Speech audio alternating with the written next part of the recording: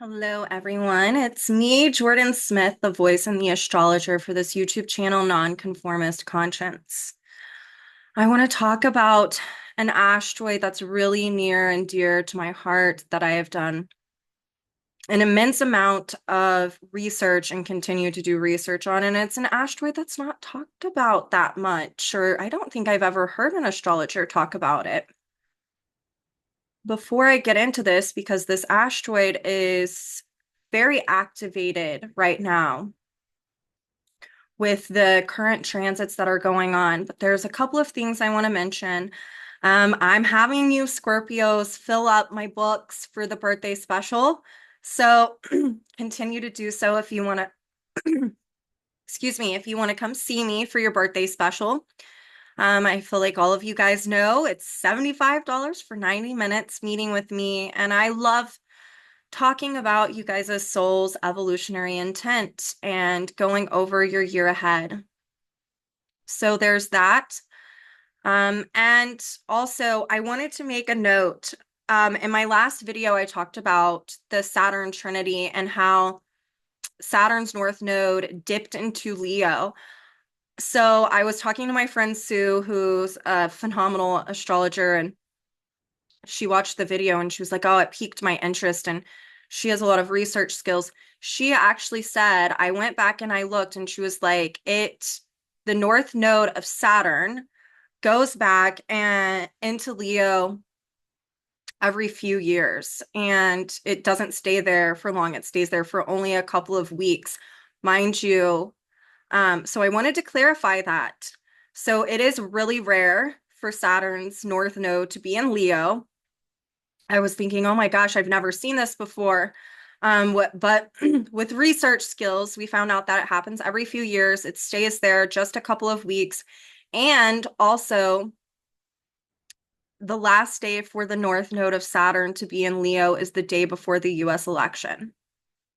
So that is very profound. I probably will do a deeper dive into that to segue off of that talk that I did earlier this week. But I wanted to note that because, yeah, it is not a occurrence that happens often. And so I wanted to clarify on that for everyone. So what I want to talk to you all today about is the asteroid Sophrosyne. And Sophrosyne and the myth of Pandora's box.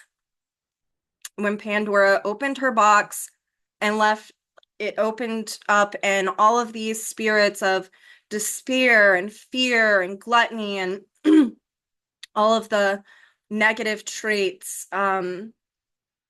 came flying out. In the box, she was left with hope and a couple of other beautiful personified spirits. It's something that we call a deva, which is a personified spirit out in nature. It's what people actually consider like fairies or things like that, but in myths. But for this, I want you all to know that in her box, yes, hope was left, but also the personified spirit or the deva Sophrosyne.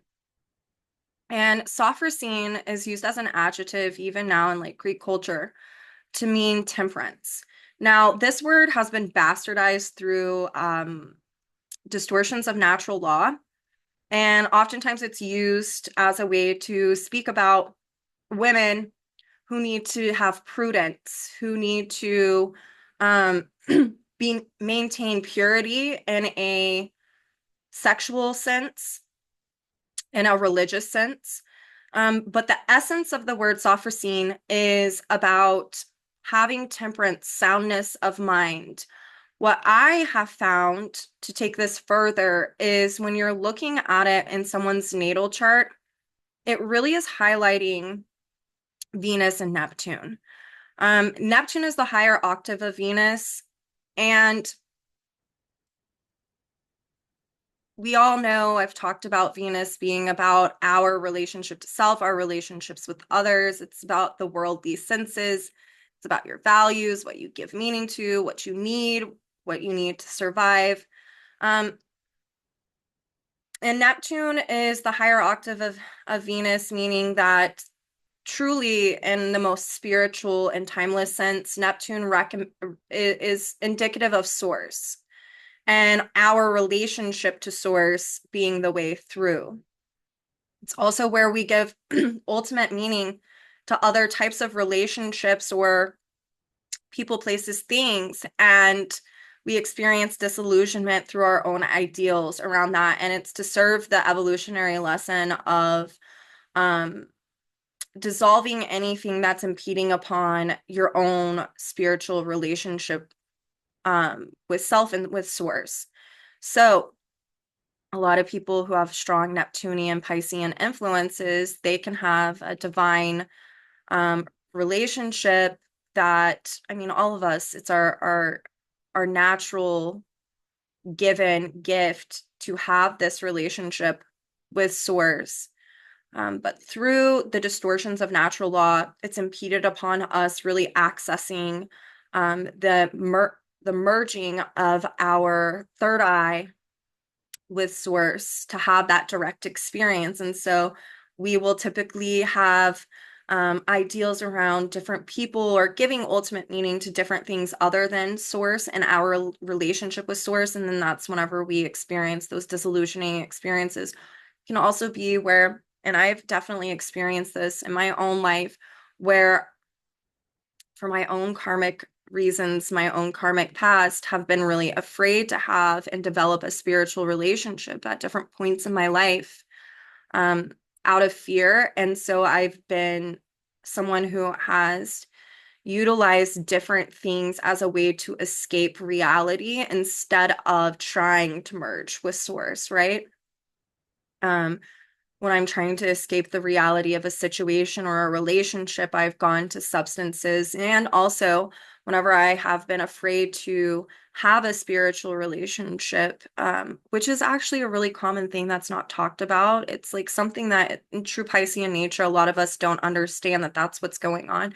And so I've given ultimate meaning to partnerships or for me, my Neptune's in Capricorn and my North Node is in Pisces in the 10th house. So I've given ultimate meaning to authority figures before in my life, whether they've been teachers or people in parental roles or different aspects like that. And then I've experienced crisis and disillusionment.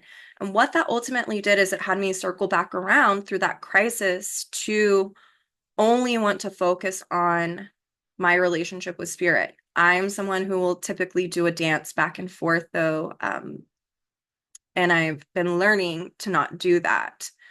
Again, I love being open and honest with you guys because some of you might have experienced similar things, but I wanted to explain that a little bit because Sophrosyne is where we can find that balance between our inner relationship to self, our relationships with others, and our divine relationship with Source. It helps us to connect, and wherever you find it in your chart will teach you about where you might have a struggle of having that balance. Okay? Can teach you a lot about what it is that you're needing to find the strength in to have that temperance. So I wanted to explain this a little bit. I actually think I'm going to do like a class series or something on this asteroid later on. I'm wanting to put it together. But I want to show you this chart so that way you guys can, with the information I just gave you, and you all following the astrology and understanding what's going on, let me share this chart and point this out. So there's not a glyph on here, but you can see this is Sophrosyne. It's at 5 degrees Capricorn, which means it is squaring the nodal axis. Sophrosyne right now is also ruled by this Saturn in Pisces retrograde. So whenever we're using Sophrosyne, we also want to pull in Venus and we want to pull in Neptune. which is really interesting because Sophrosyne is squaring the nodes. The south node would be the point of determination. It's the last node that was conjunct this asteroid, and it's ruled by that Venus. And Sophrosyne is ruled by Saturn, which is ruled by this Neptune. So it's already pulling in this natural dynamic that it correlates to, which is Venus and Neptune, the higher octave of Venus. So what is this speaking to? It's temperance, right? All things temperance. So let me stop this and talk. So the south node in Libra with Sophrosyne square to it, and that being that point of determination, the thing that we need to focus on. It's almost this double signature of trying to have temperance, soundness of mind through a recalibration, a rebalancing through Sophrosyne and Capricorn through a restructuring. It's just asteroids tend to light up charts, the astrology or someone's natal chart with a repeating signature. And this is no different with these transits that are going on. So if there's needing to have temperance, meaning temperance is about discernment, how we stay within our own equilibrium, soul, spirit, ego, merging, aligning together to have that equilibrium, that harmony within. This is really about self-reflecting through what has been occurring lately for us to apply what is feeling Venus in Sag, natural and authentic to each one of us, the same thing I was talking about in my last video, as a way for this restructuring of the past and present to occur within the future. So there's this need to really focus on, if we're wanting to do Venus and Sag and to align ourselves with more natural values and needs and things that feel very authentic to our soul nature, we're needing to have discernment around what that is through our intuition. It's facilitating and speaking to this dynamic of, in order for this restructuring within society, within humanity, within our own personal lives as well to occur through the dissolving of the past and the metamorphosis of a restructuring, one structure now becoming a new structure. The key is through Neptune and Venus is to really tap into our inner intuition about what is natural and timeless about each one of us. What is natural that's coming up? What are your natural needs? What are your natural values? Are you someone who has been living for the expectations of others? Are you feeling the pressure of that? Even on a very basic level right now with Sophrosyne squaring those nodes and looking at that point of determination, the South Node in Libra, are you needing to restructure through eliminating having to live up to others' expectations in order to reharmonize and rebalance with your own authenticity for this restructuring to occur? How can you tap into what feels more natural and authentic that helps in forgiveness of self more than anything?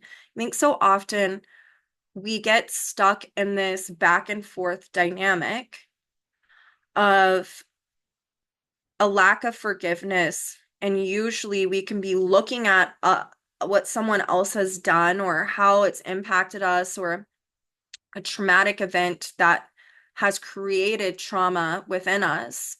And at the end of the day, the person that we need to forgive the most is ourself. And that's part of this Neptune and Venus in Sag dynamic, Neptune being in Pisces. There's this need to forgive oneself for not understanding where we might not have been being authentic.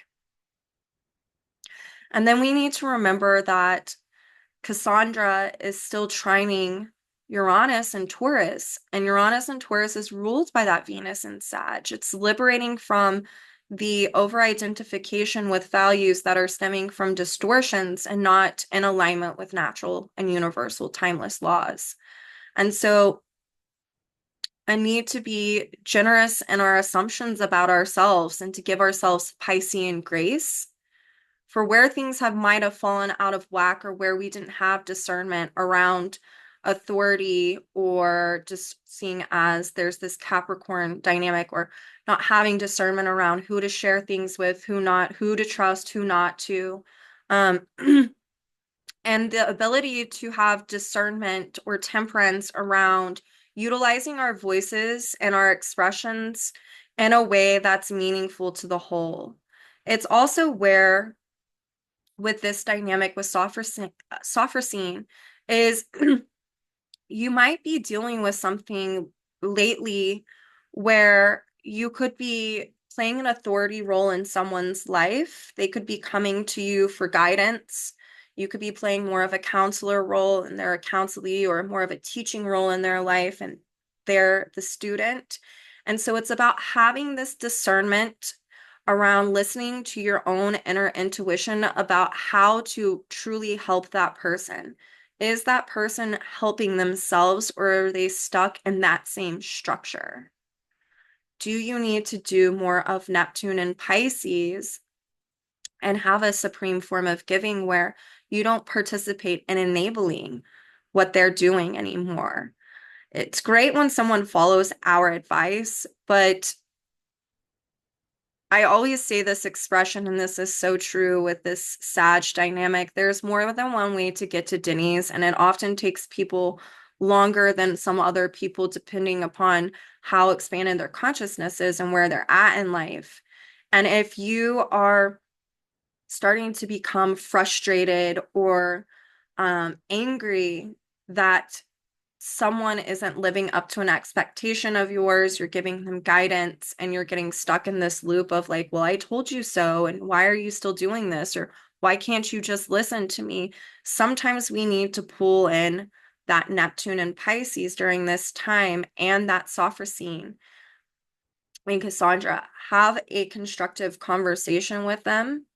Say what it is that you need to say. Don't try to force it, but also just let it go and surrender. I know for me personally, I'm having to practice that in my life, dealing with family, which is so on par for this transit of Sophrosyne and Capricorn.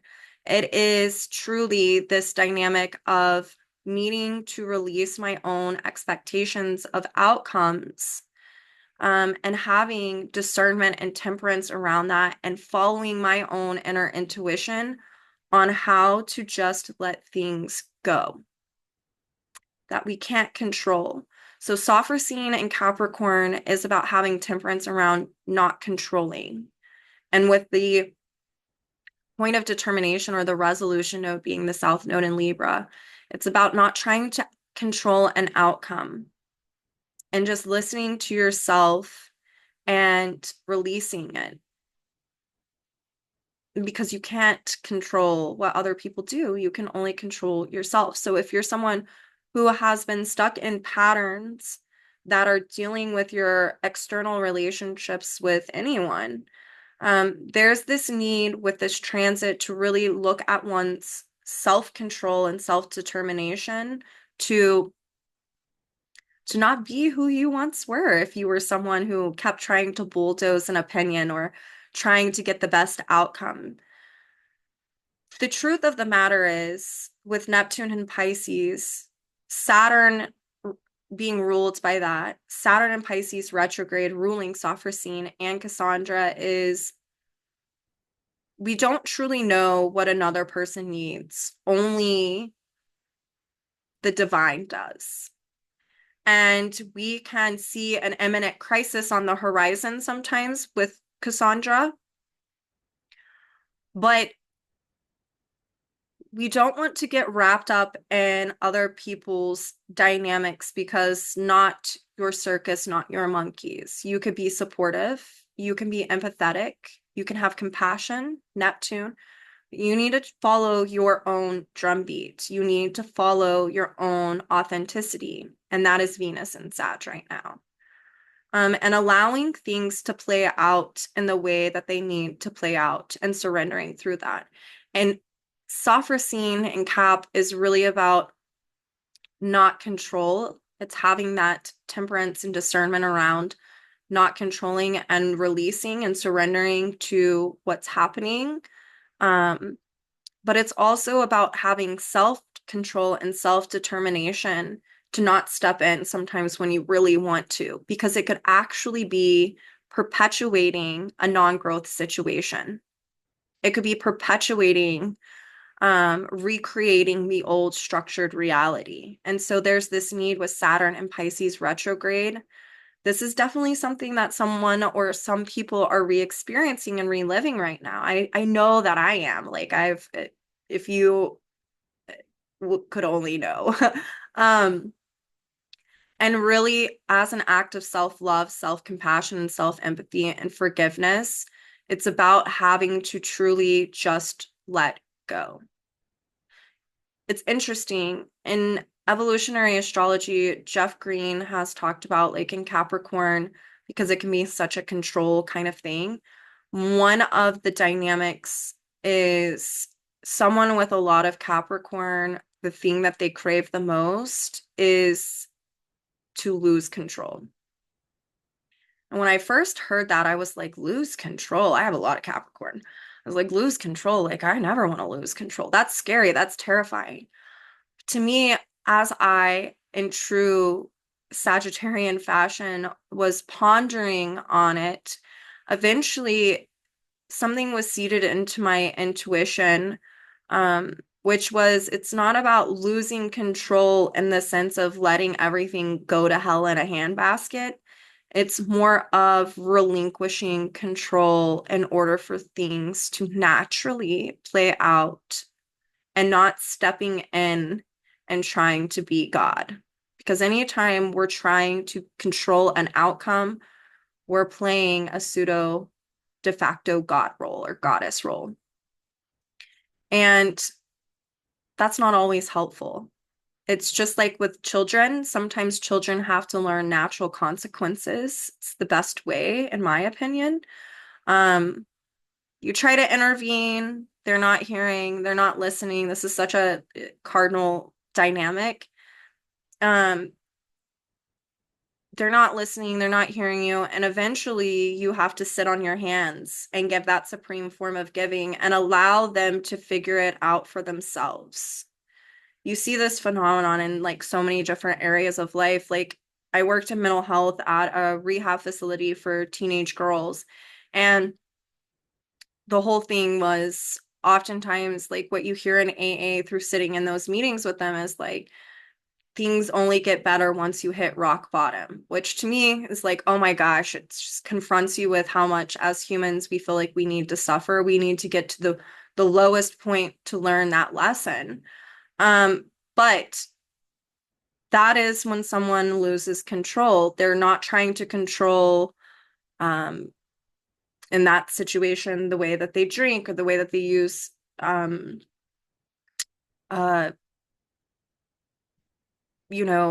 substances. It's like eventually they do lose control, and through that loss of control, and actually begets a lot of wisdom. So we're not wanting to end up with a crisis on our hands here on personal levels.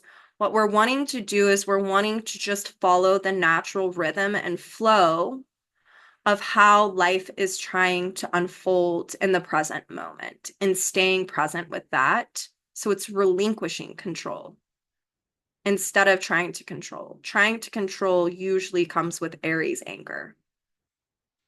So whenever we surrender to trying to control the outcome, Sophrosyne is definitely speaking to having temperance and discernment around our expectations and where we might be trying to control a certain outcome right now. And that's really not staying in the present moment. Sometimes we're just needing to allow ourselves to go with the current of life. And as it naturally unfolds through that direct experience, we gain so much more wisdom. We also gain Piscean faith and grace through the wisdom of the direct experience that can be utilized later on to navigate different currents. So I just wanted to speak to this. This is a short conversation, but I did want to put it out there. If you want to know more about this asteroid in your own chart, it's really profound. It can really have the ability to help, especially if you're dealing with relational dynamics. It tells a story. It tells a story about the past. It tells a story about the present moment or the things that are unfolding. So if you have a lot of dynamics coming up with work, family, or relationships in general, and you want to understand this in your own natal chart, come see me. I would love to dive into this with you. I would love to help you navigate, and I would love to validate your experience. So I will see you all later this week. Have a great week. I hope that you enjoyed hearing about one of my absolute favorite asteroids, Sophrosyne.